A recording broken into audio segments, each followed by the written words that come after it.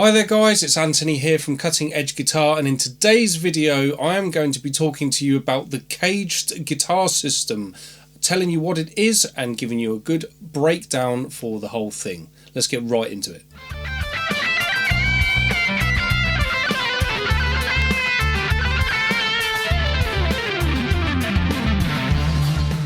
Okay guys, first things first, this question has come from one of my subscribers at Cutting Edge Guitar.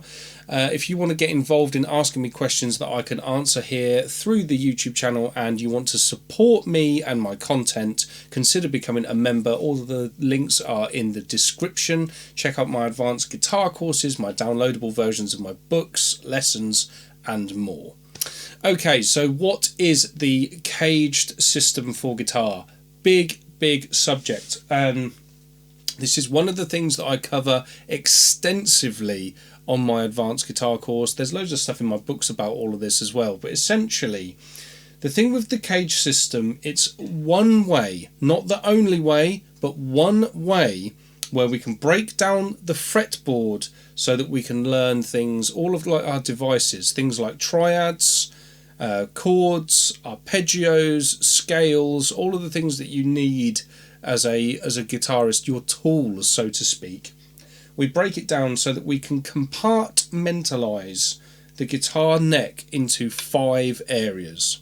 Now, one of the things about the CAGED system, I think a lot of people, especially I see this as a guitar teacher when people come to my studio, if they're taking my online lessons, you know, even when they're doing the courses, they'll say, like, when they go through the course, like, this is such a revelation, I've never thought about it this way. I think a lot of people are either taught it wrong or they hear of it and then they'll go, that either doesn't make sense, or there's a lot of stuff out there in the internet world these days that runs down the CAGED system.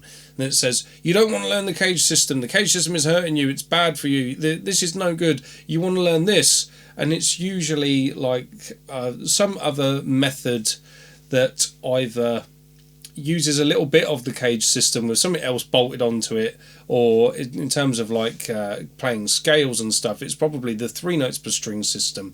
They're saying don't learn scales like this because it's not very good for your picking hand or whatever. The conventional shapes don't work. You want to learn my way. And in my opinion, as a pro guitar player and as a teacher, I always think this: if there's 2 systems or 2 ways to do something, why would you get rid of one and only do the other? Do both. So what I would say about the CAGED system, is it the be all and end all? No. Is it the absolute best system for learning everything on the guitar? No. But it is very, very useful in one area, or several areas. But what it's good for, it's good for. What it's not good for, there's another system that you should also use at the same time. A lot of people think that CAGED is a way to play, and it's not. It's a way to visualize. Okay, that's the important thing about the CAGED system. It allows you to visualize things. Something like the 3 notes per string system as well. It's got 7 shapes, whereas CAGED has 5, so there's less things to see at certain points. It makes it easier. But anyway, let's break this down. Why is it called the CAGED system? Well, first and foremost, it's a system that is based on the shapes of an open C, A, G, E, and D chord. Those shapes, if you just take, if I start on a C, and if I take those shapes along the length of the guitar neck, so starting there with a C shape, next door to that, starting on this C note here, if I play an A shape, or if I hold it like this so that you can see, when I take that back down to the open position of my guitar neck, it is a shape that looks like my open A. The thing is, this is not an A chord, it's an A shape, but it's a C chord, because if we look at the notes that are in it, I've got C, G, C, and E. So harmonically it's a C major chord, it just looks A-shaped. Now, when you go up to the next position, we'll keep the bar here, the middle 3 strings, and put this shape onto the guitar.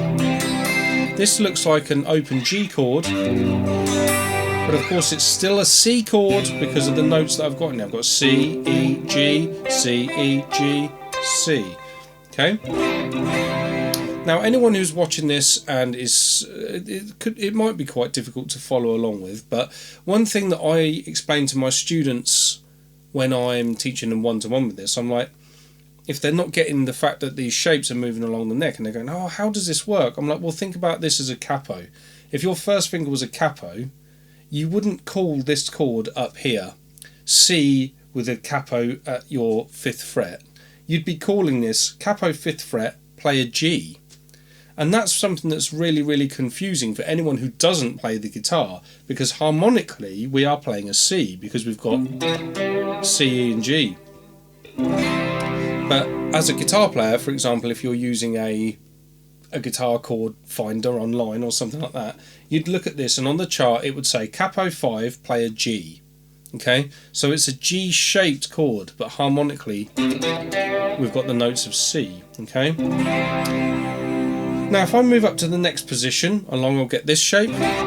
Most people know this, they'll just see that as a bar chord with a root on the 6th string. Again, if I think of my first finger as a capo, next door to that I've got a shape that looks like an E. Hence we've had C, A G shape, an E shape, and lastly a D shape. So that's next door to our E-shaped one there. So that now spells caged.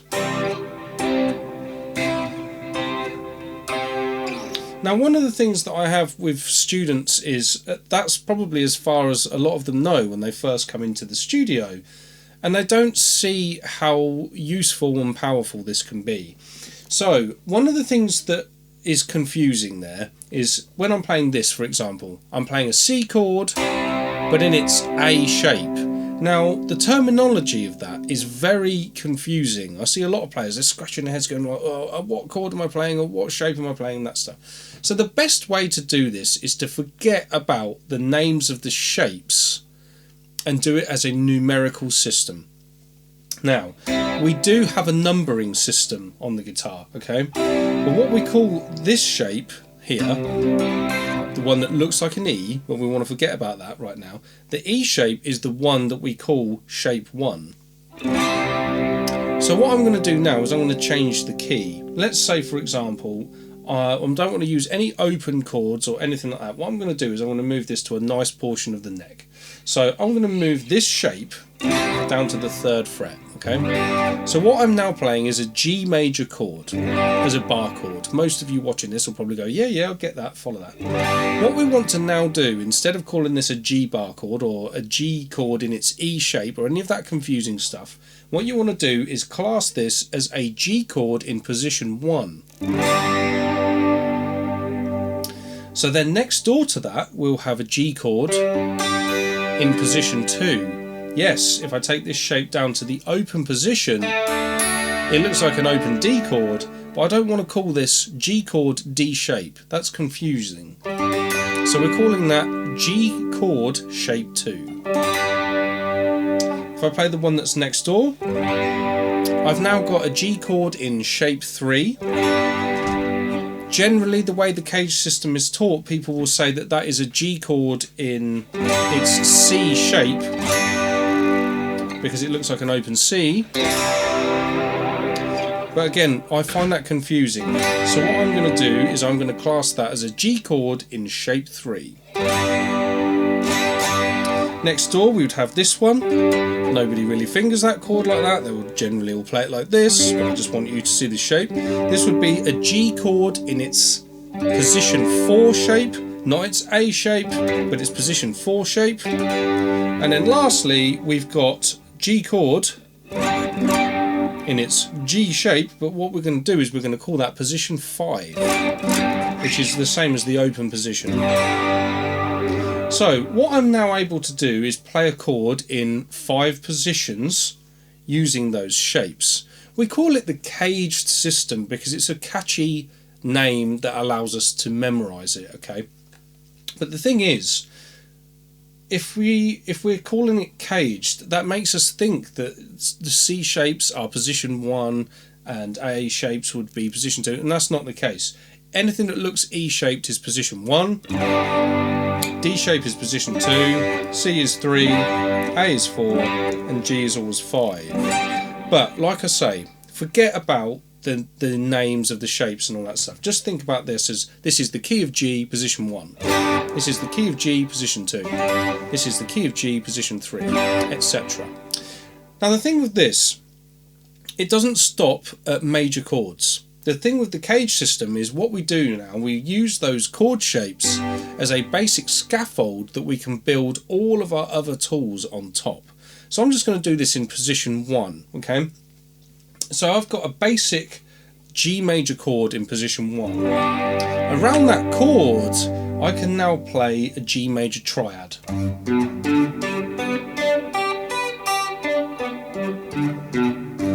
For single note purposes. If I add a note to the 3-note chord and that triad, I can get a G major 7 chord, and I can play a G major 7 arpeggio. Anyone who doesn't know what an arpeggio is just the notes of a chord played singularly or broken up, okay? So, G major 7 chord, G major 7 arpeggio. This is all position 1 of the CAGED system. If I add an extra note on top of that arpeggio, I can get a pentatonic scale, so G major pentatonic. If I want to go up to a full modal scale, I can play the G Ionian mode, otherwise known as the major scale. And what you should ideally do as well against your chord is know where all of your intervals are. So 1, 2, 1, 3, 1, 4, 1, 5, 1, 6, 1, 7, 1, 8. And then you'd want to be able to do that in your other octave as well. So you've got 1, 1 octave, 1, 2, 1, 3, 1, 4, 1, 5, 1, 6, 1, 7, 1, 8.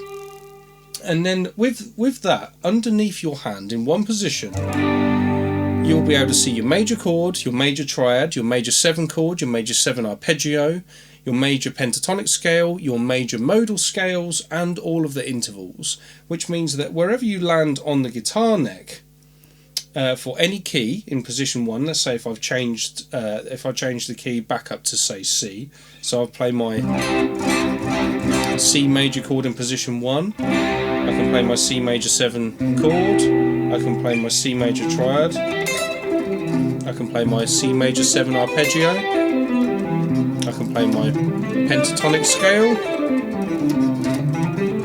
and my full major scale.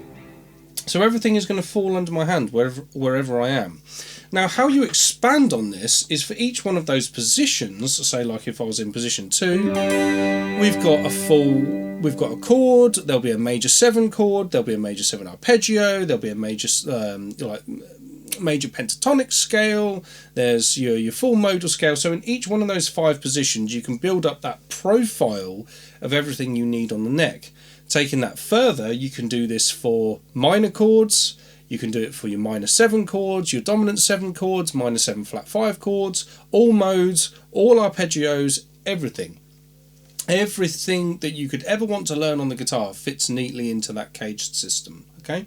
So when navigating changes, if you know where your root notes live within those CAGED positions, and then on top of that you know where all of the relevant scales, relevant arpeggios are, and all that sort of stuff, you can navigate your changes, or you can, whatever it is you want to do, you can use this on a blues, you can use it over rock tunes, which allows you to just know all of your chord tones up and down the whole neck, etc, etc. So that is in a nutshell lesson about what the CAGED system is, okay?